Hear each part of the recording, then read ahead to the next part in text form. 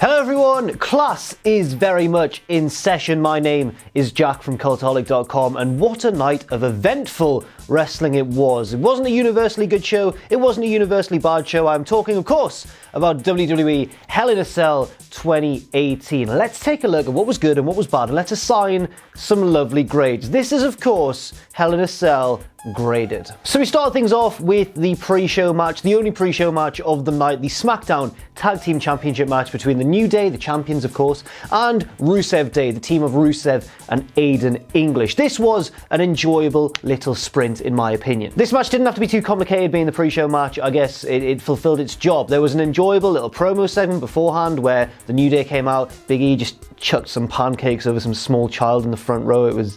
He looked like he was enjoying himself. And then they got in the ring, cut a promo, and then Aiden English came out to cut them off, and then they had a bit of a throat clear off where they were all going back and forth. And then eventually, the match actually got underway and we saw some wrestling. Both teams really threw everything at each other. Rusev Day did not look out of their depth against the New Day at all, but the story towards the end was that Aiden English was miscommunicating a little bit with his partner Rusev.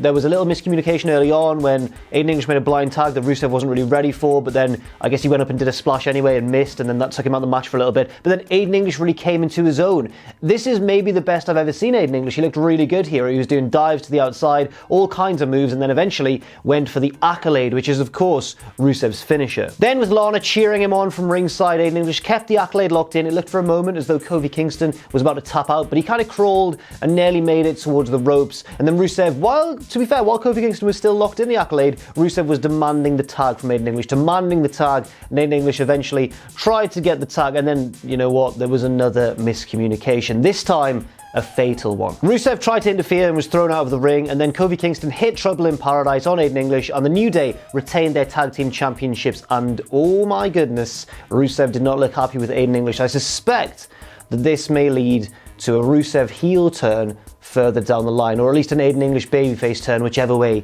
you want to look at it. I'm going to give this a B. I thought it was an enjoyable pre-show match, nothing out of the ordinary, nothing spectacular, but at the same time both teams did really well, throwing everything they had at each other for the short amount of time they were allocated. And I think that even though I don't necessarily agree with a potential breakup for Rusev Day, I still think that, you know what, they're building up to it nicely. I fear for Aiden English, to be honest, after he's cast out on his own. I don't really know where else he'll fit in, but at the same time, I have no real complaints with the booking here. Next up, we started off the main portion of the show with one of two Hell in a Cell matches of the evening. Of course, the Hell in a Cell was lovely and red this time, which a lot of people were very upset about on Twitter beforehand, and I didn't really see the problem. Yeah, it was a bit garish, but it's a wrestling show. Wrestling is garish. Take that down in your notes. This match was not the cleanest Hell in a Cell I've ever seen, but then again, does it have to be in Hell in a Cell? It was still slow and kind of plodding, but brutal at the same time. Of course, you'll have seen by now, even if you didn't watch the event, you'll have seen things on social media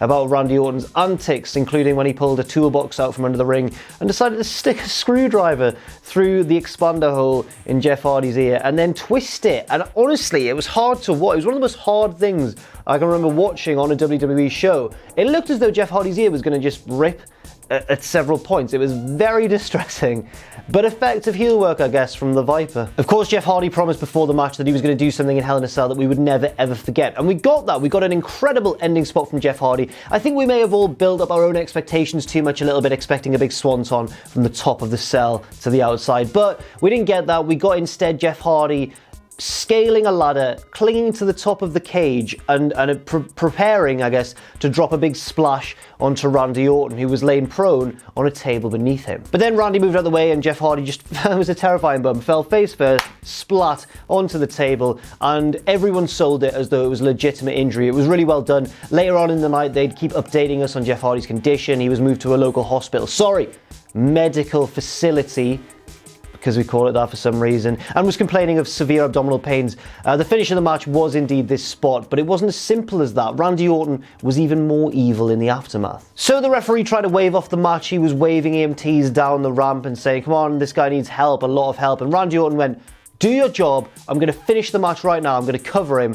do not stop this before I've won. And as the cell was being raised to get medical assistance to Jeff Hardy, Randy Orton made a very heelish pinfall and picked up the victory. I thought it was a very effective ending. Even little touches like not hitting Randy Orton's music immediately to leave it a bit of an eerie silence. Commentary did a great job of selling this as a real, legitimate, scary injury. And I'm going to give this match... I've tossed and turned between a B+ and an A-. And I'm going to be generous, I think, and give it an A- because I thought the finish was really, really well done. Next up, Charlotte Flair versus Becky Lynch for the SmackDown Women's Championship. This was the moment that we'd all been waiting for, especially myself, as I am, of course, as everyone knows, a huge fan of Rebecca Lynch. And this match was a strange one. I was expecting a big intense opening with lots of just punches and forearms, but instead we had a very technical opening encounter. In fact, the whole theme of the match was quite a technical one, with both women exchanging submission attempts and rolls and locks and that sort of thing. It was kind of old school in a way. One thing though that wasn't old school about this match was the heel babyface dynamic, because of course Charlotte Flair is nominally the babyface, but everyone was booing her, apart from I guess kids and stuff. But even I mean, the vast majority of the crowd seemed firmly behind the heel Becky Lynch. At points in the match, I honestly thought they were going to go towards a double turn just because of the way that Becky was firing up, hitting big punches. There was a point in the match where she did fire up like a babyface would. She escaped a Boston Crab submission by crawling in agony towards the ropes. I honestly thought we were going to get a double turn, but that didn't happen. Instead, the finish was very abrupt. Charlotte set up for the spear, and as she charged towards Becky, Becky reversed it into not a power slam, although it kind of followed a power slam's motion, but it was kind of just a nimble, smooth reversal into a pinfall attempt for Becky, and a successful pinfall attempt as well. She picked up the shocking, fast, abrupt pinfall, not a fast count, but it just came out of the blue, and won the SmackDown Women's Championship. And then the action wasn't quite done yet. We had a little bit of afters where I thought the double turn was again going to happen. Don't listen to me, I'm often wrong. I'm your teacher, why am I saying that? As Becky stood with the championship, Charlotte Flair offered her a hand as if to say, well done, you were the better woman on the night. And honestly, Becky's reaction reminded me of Randy Savage and Hulk Hogan. She didn't enjoy the fact that Charlotte was trying to steal her spotlight from her in her moment, as, you know, Savage would often accuse Hogan of doing. Perhaps he had a point, because Hogan was the master of stealing the spotlight from Randy Savage. But in this instance, Becky Lynch was a very bad winner. There was no double turn at all. Becky refused the handshake and strode to the back with her new championship over her shoulder. I had mixed feelings about this. I thought, you know what, because WWE obviously must know that everyone sees Becky Lynch as the babyface, and I really thought they were going to do something to flip the dynamic in the aftermath, but they didn't. They maintained that Becky is the heel and that Charlotte should be the sympathetic babyface. So I don't really know how to grade this. I think the match itself was verging on like B+, A- territory, but I'm going to penalise it a little bit just because of that strange ending. I think I'm going to give it a B+. I enjoy the title change, I enjoyed all the technical action and all that sort of stuff, but it falls short of the A bracket for me just because of that ending, which I think was a little bit misguided. Maybe we'll get a double turn somewhere down the line, especially if Charlotte is, as rumoured, going on to face Ronda Rousey at WrestleMania, where she should surely be the heel against a mega babyface Ronda Rousey. So I think we could see the double turn, maybe at Survivor Series, but it didn't happen here. And I'm not fully confident they're going to do it at all, so we'll see how this progresses. Next up, the Raw Tag Team Championship match between Dean Ambrose and Seth Rollins, the challengers, against the champions Dolph Ziggler and Drew McIntyre. This match was long, much longer than I thought it would be, and it built very slowly, but at first I was kind of underwhelmed because I thought this is just like a Raw Tag Team match. There's nothing spectacular going on here at all, but it was all part of the overall plan of the match. It built very nicely, and by the end there was a lot of exciting action, a lot of great near falls and that sort of thing, and I guess I should have expected that given the experience of all four men in the ring. I think for me the most impressive person in this match was Seth Rollins, of course. He's one of the best wrestlers in the world right now and was just excellent both selling wise and dishing out offense of his own. The finish surprised me because I was absolutely certain that this was going to be a DQ victory for Seth Rollins and Dean Ambrose. I didn't think they were going to take the pinfall. I thought that the heels would maybe screw them over in some way and just walk out with the titles despite not having won the match. But they did win the match, and also it was a pretty clean pinfall. Basically, I think there was a bit of a miscommunication where the Shield boys didn't realise that Drew McIntyre was actually the legal man. Seth Rollins hit his superplex on Dolph Ziggler, scooped him up for the Falcon Arrow, and then with like impeccable timing, Drew McIntyre slid back into the ring, blasted him with the Claymore kick as he was lifting Dolph Ziggler over for the Falcon Arrow, and that was enough to get the pinfall. I think it worked because not only is the Claymore kick a huge move in Drew McIntyre's arsenal, but also it kind of showed that Seth Rollins was completely taken by surprise by the fact that Dolph Ziggler was not the legal man. I really liked this match on balance. At first it took me a while to get into it, but it built really patiently and really nicely throughout, and I am going to give it an A-. I thought, pound for pound on this show, the best sort of wrestling match in terms of a traditional setup and a traditional structure was this one. Next up, the WWE Championship match between AJ Styles, the champion, and Daddy Samoa Joe. The structure of this match, I guess, was, well, this is going to sound really obvious and really basic, but essentially, one guy would dominate for a while, quite a long stretch, and then the other guy would hit a counter out of nowhere or something, and then they would take over control for the next portion of the match. And I know I've basically just outlined to you how 90% of wrestling matches go down, but I think it was particularly obvious here that that was the case. And I honestly think that this match should have gone a little bit differently. Yes, it was intense, but given the whole background of the feud and getting AJ Styles' family involved and how dastardly Samoa Joe had been, I think this required a little bit more brutality from either man. Nobody jumped anyone before the bell. It wasn't a mad rush at the start with both men trading fists or anything like that. It was kind of a little bit too much of a standard wrestling match for my liking. A very good wrestling match, but a standard one nonetheless. Both men were allowed to look strong here. For example, Samoa Joe kicked out of the springboard 450 that AJ does, which is a big move that sometimes he doesn't even pull out unless he's really desperate to win. AJ Styles was then blasted by a huge clothesline from Samoa Joe, which I think legitimately broke his nose, and kicked out of that and everything. And then Styles went for the phenomenal forearm, Joe sidestepped it and locked in the Coquina clutch. And then we got one of the more surprising finishes of the night. Not the most surprising, as we'll see in the main event, but one of the most surprising. To escape the Coquina clutch, Styles rolled backwards, pinning Samoa Joe's shoulders to the canvas for a 3 count, kind of out of nowhere. It was very reminiscent of the finish to Kairi Sane versus Shayna Baszler at TakeOver, but as the sort of aftermath of the match began, we realised that something was a little bit amiss because Samoa Joe seemed to think that he'd won even though he'd just been pinned clean in the middle of the ring. As a replay later showed, yes, Samoa Joe should now be WWE Champion because the referee missed AJ Styles tapping out to the Coquina clutch just after the count of 2 and before the count of 3. Very controversial and very strange to have the heel be the one who was screwed out of a rightful victory and the babyface mega champion be the one who got lucky just because of a referee who didn't really do his job properly. I'm going to give this match a B because of that. I mean, as a match itself, without the finish, it was probably more of like a B+ sort of region, maybe even an A-, but I really didn't like the finish here. I don't see the benefit in having AJ Styles be the one who gets lucky, unless I guess this is the beginning of a slow burn heel turn for AJ. And if that does happen, I'll retrospectively award this match a much higher grade. But for the meantime, I didn't see the benefit, particularly with Joe being such a dick in the build-up. Why are we now supposed to feel sorry for him? After the match, Joe grabbed the belt because he felt that it was his, because it was, and AJ Styles hit him with an enziguri. Joe rolled out the ring all dazed, and Styles actually celebrated with his championship, which is technically, officially, still his, and Joe clomped to the back all angry. And rightfully so. I would be bloody pissed off as well. Next up, the mixed tag match between Daniel Bryan and Brie Bella versus The Miz and Maryse. And the story of this match was that Maryse did not want to get in the ring with the machine that is Brie Bella. Maryse largely stayed out of the action, always tagging The Miz in so that he had to face Daniel Bryan and she didn't have to get in the ring with Brie Bella, the most terrifying woman, the baddest woman on the planet, Brie Bella, that's her official nickname.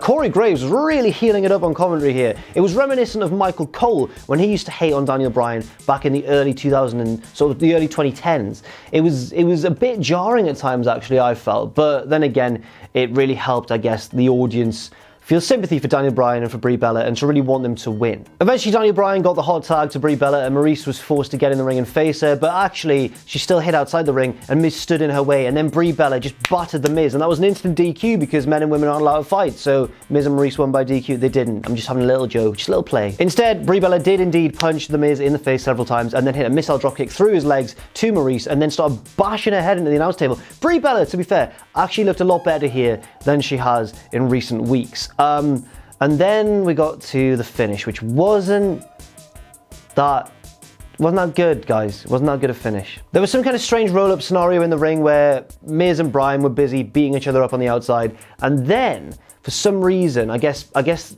they were meant to do it more smoothly than it actually happened. But basically, Brie tried to roll up Maryse. Maryse reversed it into a pinning predicament of her own, and it didn't look that good, but it got her the pinfall, and it was kind of sloppy, really. I'm going to give this match a C-. I thought it was average all the way through. I thought, you know what, the crowd were invested and that sort of thing, but the finish really killed it for me here. And I think, on balance, it was probably the weakest match on the card. It's not going to be the lowest grade of the night, as we'll see in a bit, but it's the weakest match, I'd say.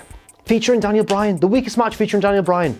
What a travesty. Next up, the Raw Women's Championship match between Ronda Rousey, the champion, of course, and the challenger, Alexa Bliss. Now, I thought my main takeaway from this match was how much more of a complete wrestler Ronda Rousey looks. Yes, she had to sell for Alexa Bliss, and I saw a lot of people whining on Twitter like, Ronda Rousey shouldn't be selling for Alexa Bliss. I think that was fine for two key reasons. Number one, Alexa Bliss was joined by Alicia Fox and Mickie James, who helped her in various heelish ways throughout the match, and that was totally fine. Secondly, we knew that Ronda Rousey had weakened ribs, and Alexa did a great job of working the ribs throughout the match. And I just think it all made sense. Yes, Ronda Rousey should always be able to defeat Alexa Bliss in a straight one-on-one fight, but it wasn't a fair fight, and it helped get sympathy for the babyface. This is Wrestling 101, people. Eventually, Natalya helped even the odds on the outside, and then Ronda Rousey eventually fired up, and she did indeed defeat Alexa Bliss with that weird twisting Samoan drop / suplex thing that she does, and the big armbar to get the clean submission victory. I thought after the match that someone was going to come out and announce themselves as the next challenger for Ronda Rousey, but that actually didn't happen. She just went off all happy with Natalya.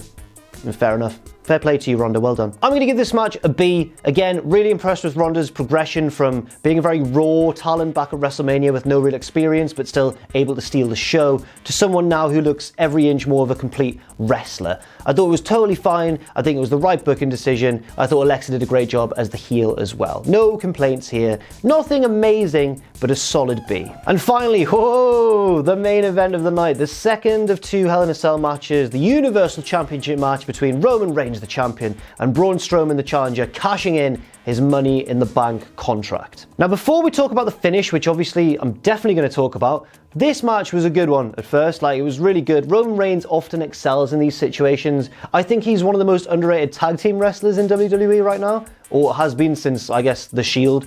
And now, I think also, is one of the more underrated weapons-based wrestlers in WWE. He always seems to do well in Hell in a Cell matches or Extreme Rules matches and that sort of thing. It was really good. Both guys got a lot of cool moves in with weapons. There was ring steps involved. There was a kendo stick that didn't last very long, got snapped almost immediately because they were hitting each other so hard with it. Great reason. There were chair shots and the like. And then there was a double down, I believe, and that's when people started getting involved who weren't part of the match. Drew McIntyre and Dolph Ziggler appeared and came down to the ringside area and tried to force the referees to open the cell door to let them in to help Braun Strowman. Obviously, and professionally, the referee said, no, you naughty men, it's not allowed. Then the rest of the Shield came out, Rollins and Ambrose, and started beating up Ziggler and McIntyre. And to escape the beatdown, Dolph Ziggler decided to climb the Hell in a Cell structure. Dolph, have you never watched WWE before, mate? Very, very bad idea. Rollins followed him, and then, Drew followed them, and then Ambrose picked up a kendo stick, strapped it to his back, and followed them. All four men were battling on top of the cell, and I think Roman Reigns and Braun Strowman were actually down for a long time. Maybe not too believable an amount of time, but you know what? I think that was fine because we wanted our attention focused on the top of the cell structure. Eventually, Ambrose went a bit crazy with the kendo stick. Him and Drew McIntyre hit each other with a clothesline at the same time, and all four men were down atop the cage. Then, wisely, realizing his folly, Dolph Ziggler started to climb down the cage, and then he was followed by Seth Rollins, and they did the old Rollins and Ambrose spot where 2 announce tables had been cleared and both Ziggler and Rollins hit each other into the cell wall and both fell simultaneously through the announce tables. Huge bump, big crowd popping moment, and I thought, yes, this match is only going to escalate further from here. And then Brock Lesnar's music hit. So Brock Lesnar and Paul Heyman, I thought Brock had gone forever. Brock Lesnar and Paul Heyman stomped on down to the cage door and demanded that it be opened. Mick Foley came along and went, stop that right now. And then Brock Lesnar just went bang and kicked the door in. It was kind of like Kane back in the day, back in 97. Awesome. Then to deal with Mick Foley, without him having to take a bump, Paul Heyman maced him or pepper sprayed him in the face. I don't know the difference between mace and pepper spray. Leave the difference in the comments section. And then Brock Lesnar entered the cage and battered Braun Strowman and Roman Reigns, hit them with an F5 each, and we were all like, oh, what's going to happen next? This is going to be really good. And then the referee called for the bell and waved off the match. What? That's right, a Hell in a Cell match. A match which once ended with Triple H trying to attack Mick Foley with a flaming 2x4 and then backdropping him through the roof of the cage to the floor. A match that once ended with Mick Foley nearly dying against The Undertaker and falling, taking 2 of the most iconic, terrifying bumps in wrestling history. A match that once ended with Bray Wyatt planting a hologram in the ring and running through it. Not that one. Not that one. A match that shouldn't end by DQ or by a no contest. Ended by a no contest. No! So, Brock Lesnar's back, and I wasn't too impressed with how the match ended. Loved the interference, thought it was really intense and cool, but honestly, and this is harsh, and it sounds harsh, I'm going to give the match a D+, right? If it wasn't for that ending, this was well on its way to A territory, but it gets a D+, because the ending was that cheap. The fans were booing the finish because, obviously, you've waved off a Hell in a Cell match, the most brutal stipulation there is in WWE. You've waved it off, and Brock Lesnar standing tall and whatever. His return was exciting and got a big pop, but don't end it by a no contest. All they took was like an F5 each, man. And so that concludes our look at Hell in a Cell. Well, not quite, because I have to give the show an overall grade. Oh, it's a difficult one. The action alone on paper, this should have been an easy A- to an A grade, but I'm gonna give it a B+ only, mainly because of that disappointing finish, but there are a few dodgy finishes throughout. I'm talking obviously about Maryse and Brie Bella's weird little roll-up situation. I'm talking about Becky Lynch and Charlotte being just sort of a further re-establishment of Becky being a heel, which no one wants her to be. And I'm talking as well about Samoa Joe and AJ Styles, which I think made Styles look a bit lucky and a bit cheap. It was a bit strange. So on a night filled with awesome wrestling, and a night that was genuinely exciting at times, I think, yeah, I'm only going to give it a B+, which is a shame because it deserved a lot more, but I think in certain instances, the booking really let it down. Never mind, onwards and upwards, as they say. Thank you very much for watching this video. I've been Jack from Cultaholic.com. You can follow me if you want on Twitter at JackTheJobber. You can follow all of us at Cultaholic, and check out our Patreon too if you want, patreon.com/Cultaholic. And never forget, of course, to hit that subscribe button and to join us.